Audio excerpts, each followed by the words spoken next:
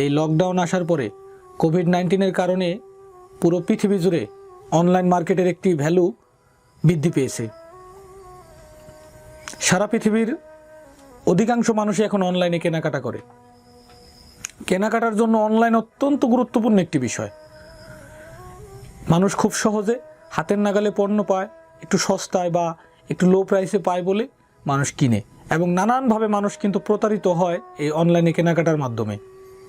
আমার পরিচিত একাধিক মানুষ অনলাইনে কেনাকাটা করে প্রতারিত হয়েছে, বা অনলাইন বিজনেস করে অথবা বাজারে এক ধরনের MLM বিজনেস এসেছে, এগুলোর মাধ্যমে অনেকে প্রতারিত হয়েছে। তাদেরকে আমি চিনি। আমার নিকটাত্মীয় বা খুবই কাছের ক্লোজ কিছু মানুষ প্রতারিত হয়েছে। প্রতারণা করে বর্তমানে করেছে বা আগে করেছে এমন 2-3টি প্রতিষ্ঠানের নাম বলবো, এবং আমার যারা শুভাকাঙ্ক্ষী আছে তারা যেন এই প্রতারণার শিকার না হয়, তাদেরকে এখান থেকে দূরে রাখার জন্য আমার আজকের এই ভিডিও। আমার এই ভিডিওতে যদি কেউ কোনো কষ্ট পেয়ে থাকেন বা ব্যক্তিগতভাবে কেউ নেবেন না প্লিজ। আমি এবং আমার যারা ক্লোজ আছে তারা যেন একটু অ্যালার্ম হয় এবং তারা যেন সেফ থাকতে পারে, সেজন্য আমার এই ভিডিওটা করা। নাম্বার 1, আপনারা অনেকেই জানেন ডেস্টিনি। যদি এখন এটা ডেস্টিনি বর্তমানে নেই মার্কেটে। এই ডেস্টিনি লক্ষ লক্ষ কোটি কোটি টাকা মানুষের ধ্বংস করেছে।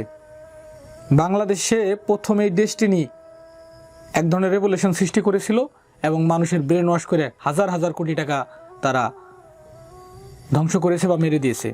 কিছুদিন আগে ডেস্টিনির চেয়ারম্যান জেলখানায় বসে সে 1500 লোকের সাথে জুমে মিটিং করার একটা সময় টেলিভিশনে নিউজ 24-এ আমরা দেখতে পাচ্ছি। তো এটা নিয়ে এখন বেশি একটা কথা বলবো না। হালের ট্রেন্ড 2টা বিষয় নিয়ে কথা বলবো। একটি হচ্ছে ই-ভ্যালি প্রায় কয়েকশো কোটি টাকা মেরে দিছে দর্শকের বা গ্রাহকের। আর মানুষও আছে সস্তায় পণ্য কেনার জন্য, একটু শর্টকাট করার জন্য, অল্প টাকায় পাবে বলে এখানে বিনিয়োগ করে। এর ভালো মন্দ না জানিয়ে অনেকে বিনিয়োগ করে এবং অনেক টাকা এখান থেকে লস প্রজেক্ট হিসেবে নেয়। ই-ভ্যালিকে বাংলাদেশে ব্যান করা হয়েছে। তো এই বিষয়টা অনেকেরই জানা। তবে একটি বিষয় মাথায় রাখলে সবচেয়ে বেটার হয় সেটা হচ্ছে আপনারা কোথাও টাকা বিনিয়োগ করার আগে অবশ্যই একটু গবেষণা করবেন, অবশ্যই একটু ভেবেচিন্তে দেখবেন যে বিষয়টা কি আদৌ সত্য কি সত্য না। কোনো মোহে পড়ে ভালো কালারিং ব্যানার, ফেস্টুন, লিফলেট এবং হালকা ফ্যাসিলিটিস, বড় ধরনের অফিস দেখে কেউ ইমপ্রেস হবেন না।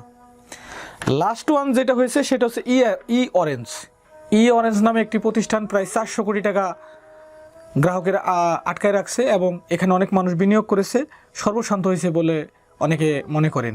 তবে এটার ব্যাপারে এখনও ফাইনাল ডিক্লারেশন আসে নাই। তবে এটার সাথে জড়িত আছে আমাদের বাংলাদেশ টিমের মাশরাফি বিন মুর্তজা। প্রত্যক্ষভাবে জড়িত আছে কিনা বলতে পারবো না, তবে সে বোধহয় এটা নিয়ে একটা অ্যাড তাকে দিয়ে করানো হয়েছিল, স্পন্সর আর কি। এই ধরনের ব্যাপারটা অ্যাড বা যে কোনোভাবে মানে সেটার সাথে রিলেটেড আছে। কিভাবে আছে সেটা সঠিক এখনও কেউ ক্লিয়ার না এবং বলতে পারবে না। এখন আমি এটি কেন বললাম, আপনারা সাইবার লাইফ নামে একটা অনুষ্ঠান আছে মঞ্জুরুল করিমের, যিনি আগে কাজ করতেন তালাশ টিমে। তো উনি একটি ভিডিও করেছে MLM বিজনেস নিয়ে, যে আপনারা এই আমাদের গ্রামে শহরে এখন সব জায়গায় এক ধরনের MLM বিজনেস ছড়ায় পড়ছে। আপনি এই মাল কিনেন, এটা কিনলে এত টাকা ইনভেস্ট করলে আপনি এত টাকা লাভ পাবেন, থাইল্যান্ড যাইতে পারবেন, সুইজারল্যান্ড যাইতে পারবেন। এই ধরনের প্রলোভন দেখিয়ে সাধারণ জনগণের কাছ থেকে টাকা নেয় এমন কিছু প্রতিষ্ঠান সারা বাংলাদেশে ছড়িয়ে ছিটিয়ে আছে। আমি কোনো প্রতিষ্ঠানকে খারাপ বলবো না, এদের মধ্যে অত্যন্ত মেধাবী, সৎ এবং ভালো প্রতিষ্ঠান এখনও আছে।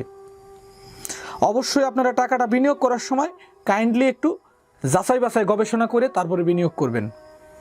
আপনার কষ্টের অর্জিত টাকা আপনি বিনিয়োগ করবেন, একটা সময় প্রফিট আসার পরিবর্তে এই টাকা অন্যজনের পকেটে, অন্যজনের ব্যাংক ব্যালেন্স হবে, এটা আশাই করা যায় না।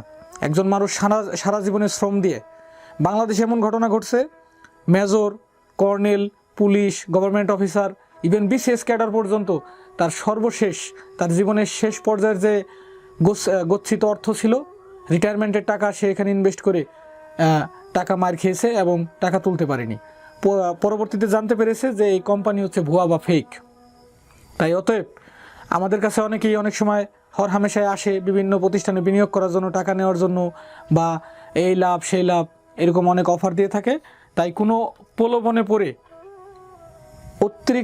মাত্রাতিরিক্ত লাভের আশায় কেউ কোথাও বিনিয়োগ করবেন না, এবং যদি করেন সেটা নিজ দায়িত্বে এবং গবেষণা করে করবেন।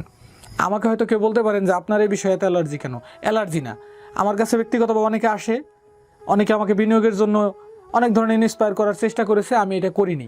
এবং আমিও চাই যে কেউ যেন সহজে ধোকা না খায়। ভালো একটা প্রতিষ্ঠানে করেন, কোনো সমস্যা নেই, তবে MLM বিজনেসটা থেকে দয়া করে একটু দূরে থাকবেন, তাহলে অবশ্যই ভালো কিছু হবে বলে মনে করি। আমি এই অনলাইন ফাঁদ নিয়ে বা অনলাইনে কিছু বিজনেস নিয়ে একটু কথা বললাম।